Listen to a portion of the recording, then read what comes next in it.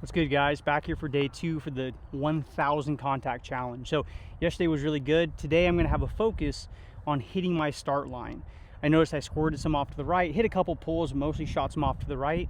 So we're going to work on a drill that makes sure we're hitting the ball on line. Then we'll worry about the curvature after that. So as Chad Dietz always used to say, if you can control your club face, you can control anything. And if you can't control your club face, you can't control anything. So controlling your start line, which is 80% roughly made up from where this club face is aimed at impact, is going to determine your start line. So we're going to work on doing that today, making whatever adjustments we need, and just trying to be athletic with it. So follow along, come hit some shots.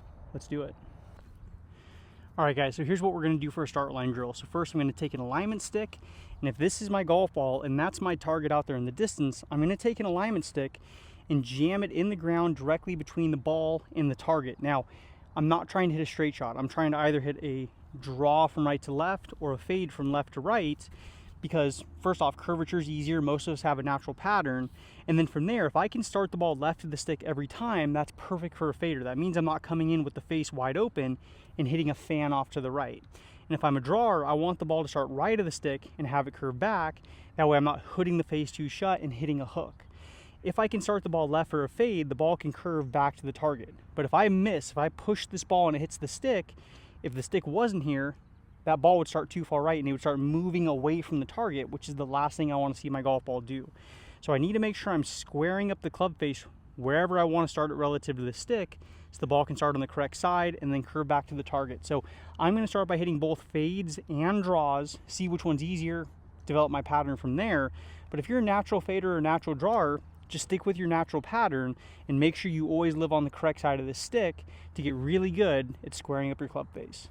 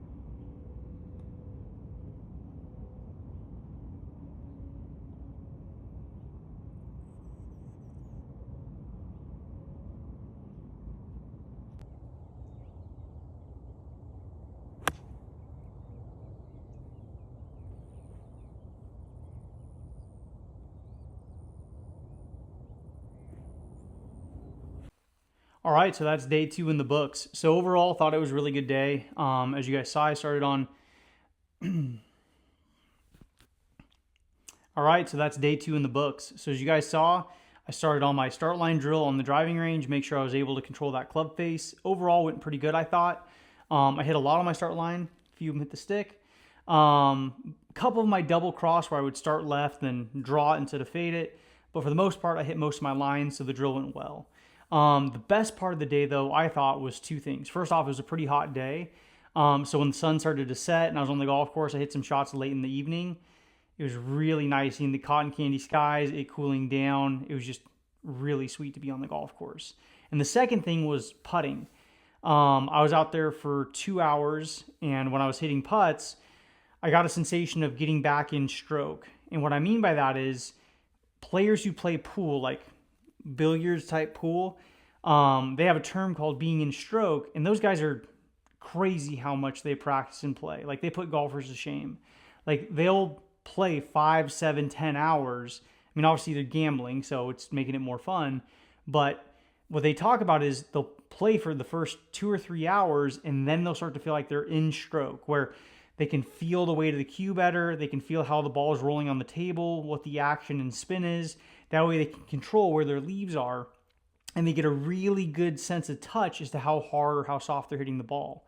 And I had the same kind of experience today where the first hour I practiced on lag putting, I didn't get much out of it. It just felt like I was just kind of hitting putts. I would blast one past and then come way short as an overcorrection or vice versa.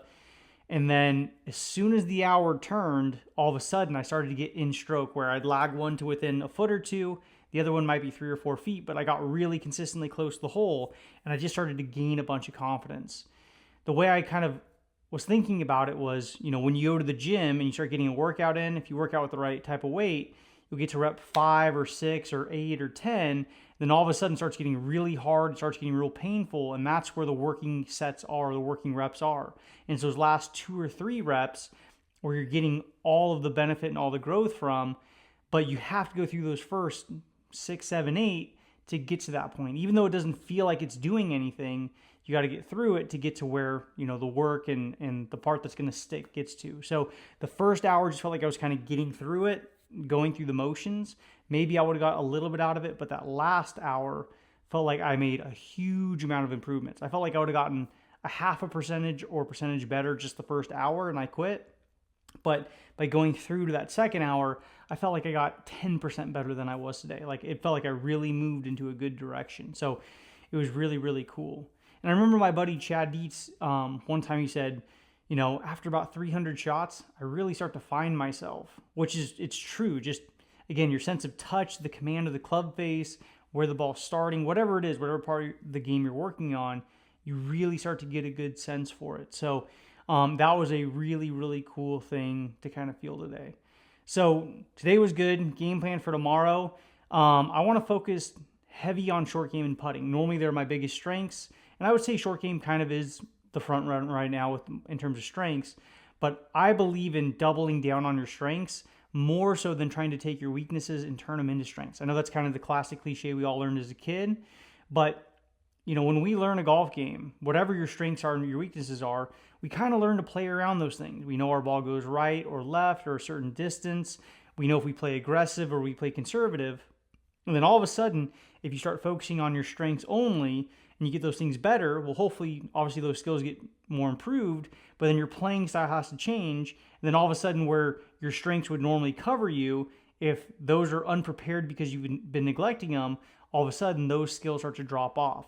I'll give you an example. Like with my golf game, I'm really good at putting. I'm really good at short game. Always struggled with ball striking. It's just tough for me to control how my body moves. I've always had a hard time with my golf swing. It's why I've studied it so much, because I've tried to have no stone left unturned type mentality. And it's still hard for me just to swing the way I want. So as a result, I don't hit the ball particularly well. Well, my game plan when I play is basically keep the ball in play off the tee. Just don't get penalized. Make sure you have a shot towards the green. And then from there, play aggressive. Because my short game, again, being my strength, I can play pretty aggressive. I can get up and down where most people can't. And my putting normally saves me as well. And the trade-off is if I play aggressive, I'm going to have more 10 and 15 footers so I can make up birdies. Because I'm not going to hit 14 greens in regulation and make a bunch of random 20 or 30 footers. I have to hit it close and capitalize when I do hit one in there tight. So I can risk making a couple extra bogeys because I can also make a couple extra birdies. Again, it's mostly about just getting off the tee for my game. Now, if I put all the eggs in the basket of ball striking, I already know from my own experience, there's definitely a cap as to how good I can get. I can get better, but I'm not going to get massively better. But if my short game and putting is super tight, well, I can keep my scoring really tight. But all of a sudden, if I put all my time in ball striking and then my short game lets me down and my putting lets me down, well, I might have saved a shot in ball striking, but if I give up 3 in short game and putting, which is much easier to just to maintain at a high level, well, I'm losing strokes net. So I'm not a huge believer in trying to make your weaknesses your strength. Obviously, you have to work on them. You want to try and make them as good as you can. But I'm more of a believer in keep your strengths, and then slowly over time try and make your weaknesses as good as they can get. So my game plan for tomorrow and definitely the foreseeable future, spend as much time on short game and putting as I can.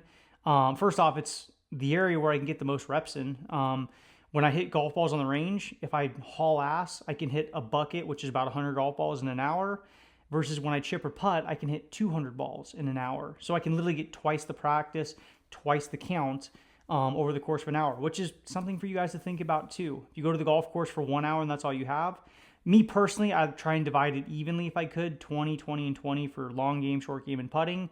But with that said, if you're trying to get the absolute maximum out of your time, well, the most reps and the most practice you can get in is going to be on chipping or putting, because you can just plain and simply hit way more shots. So anyway, that's my game plan. Keep doubling down on my strengths. I want those things to get tidy. I think it's the quickest way for me to save 2 or 3 shots on my handicap.